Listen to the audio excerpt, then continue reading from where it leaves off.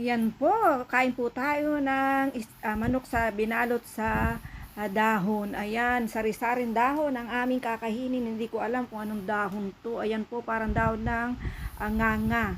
Ayan, lalagyan po natin yan ng palaman ng sibuyas, luya, mani, hipon, tapos lemon. Ayan po, yung sauce niya parang sauce ng lumpia.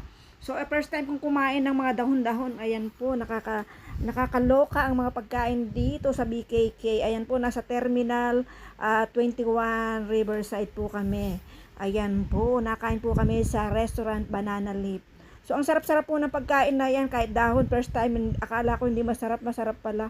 Yung pundahon na yan, para pundahon ng yung ginagawa sa nganga, yung pinangaano ng mga lola natin na mga may edad na, imbis na manigarilyo, magnganga na lang. Ayan, binibilot-bilot tapos